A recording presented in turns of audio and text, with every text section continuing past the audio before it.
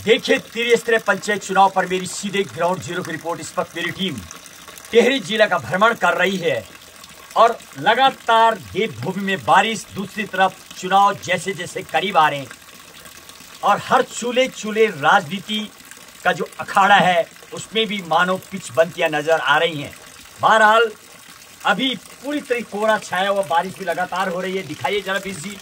और मैं अभी फिलहाल जिस जगह पर मौजूद हूँ, उत्तरकाशी कोटाल गांव चमियाला को जाने वाला रोड मार्ग पर खिट्टा एक गांव पड़ता है, जिस जगह पर मौजूद हूँ।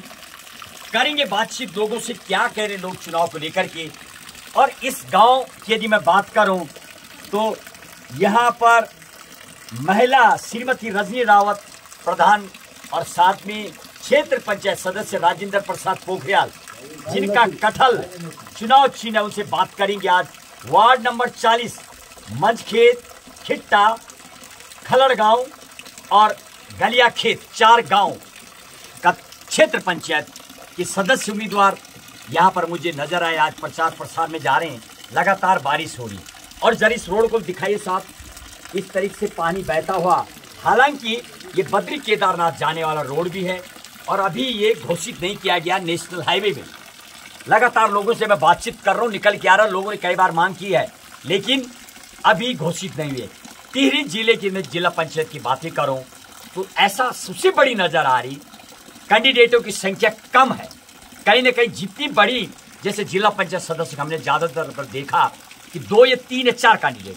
हालांकि जो प्रधान ग्राम पंचायत की मैं बात कर रहा हूँ, क्षेत्र पंचायत की बात करूँ, वहां पर थोड़ी प्रतिस्पर्धा तेज नजर आई।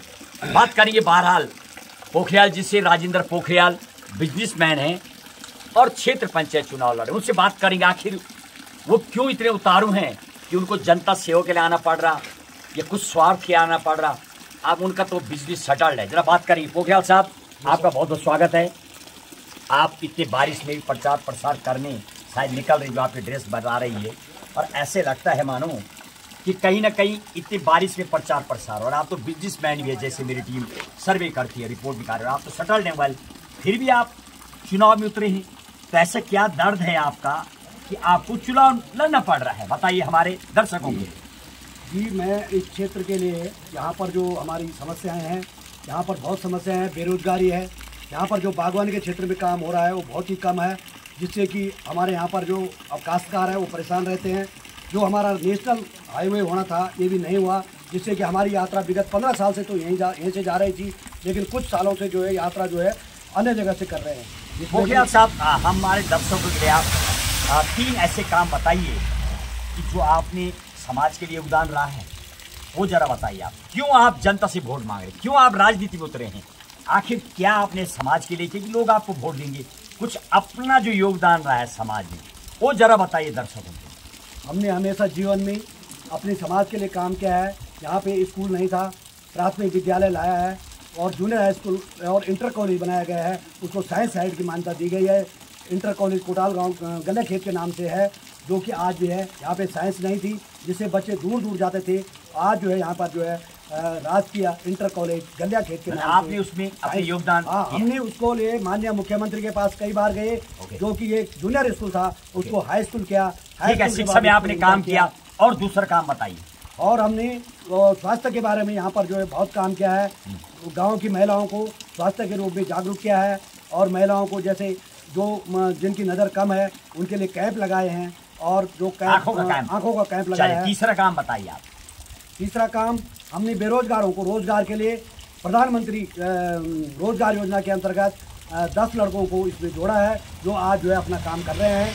और 10 महिलाएं ऐसी है जो आज सिलाई का काम करती है, जो कि पहले बेरोजगार थी, आज रोजगार पैदा हो गया है और वो रोजगार पैदा कर। चलिए, बहुत बहुत धन्यवाद। बताया जा रहा है हालांकि आप समाज से जुड़े रहते हैं। ऐसे हमारी टीम ने जो सर्वे किया कई जगह पर, और जब हम जिला पंचायत वालों से बात कर रहे थे वहाँ पर भी मात्र 2 कैंडिडेट हमें इस एरिया में नजर आए। उसके अलावा यदि मैं आपकी बात करूँ तो आप बिजनेस सेटल्ड हो रखे हैं, आपको नहीं लग रहा आप राजनीति में उतरेंगे तो कहीं ना कहीं आपका बिजनेस हैंग हो जाएगा, हैम्पर हो जाएगा, दिक्कत रहेगी। फिर भी आप जनता के बीच आ रहे हैं, तो ऐसा क्या बोलना चाहेंगे आप जनता को, क्या संदेश देना चाहेंगे आप, क्यों आप आ रहे हैं क्षेत्र पंचायत के रूप में? मैं क्षेत्र पंचायत के रूप में इस क्षेत्र के विकास के लिए एक बहुत बड़ी यहाँ पे विडम्बना है कि बेरोजगारी और यहाँ से सारा पलायन हो रहा है, और उसको रोकने के लिए मैं यहाँ पर छोटी छोटी फैक्ट्रियाँ डालना चाहता हूँ। जैसे अपना सिलाई सेंटर, अपना जो अपने जूस का और अपना जो अपना अचार की जो फैक्ट्रियाँ हैं वो मैं चाहता हूँ कि जैसे हमारे यहाँ पे लहसुन बहुत मात्रा में होती है, मैं उस लहसुन का यहीं पे अचार बना के विदेश में भेजना चाहता हूँ।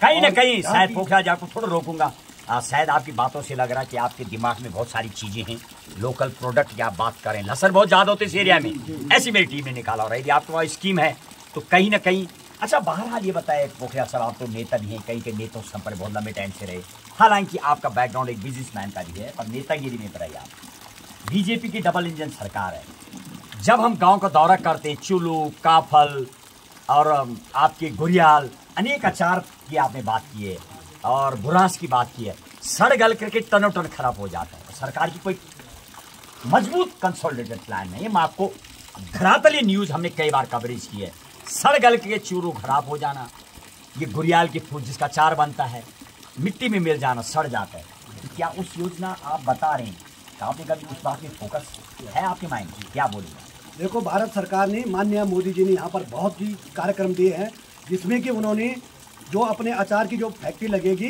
उसके लिए खाद्य प्रसंस्करण के अंतर्गत जो है 60% की छूट है। यानी अगर 10 लाख रुपए लेते हैं तो 6 लाख की छूट है। लेकिन जमीन पे उतरता नहीं है, लोग लोन ले लेते हैं लेकिन काम नहीं दिखता है।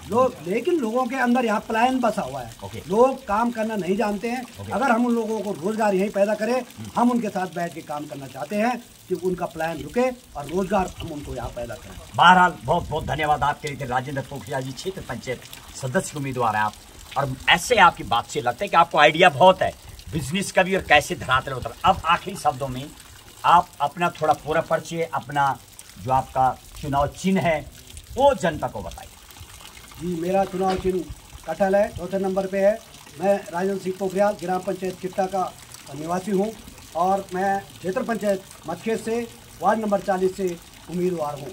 लास्ट 3 प्रश्न, आप यदि आप जीत गए, अच्छा कितनी वोटर है आपके एरिया में? हमारे यहाँ 1200 वोटर है। कितनी वोट पे जीत होने वाली?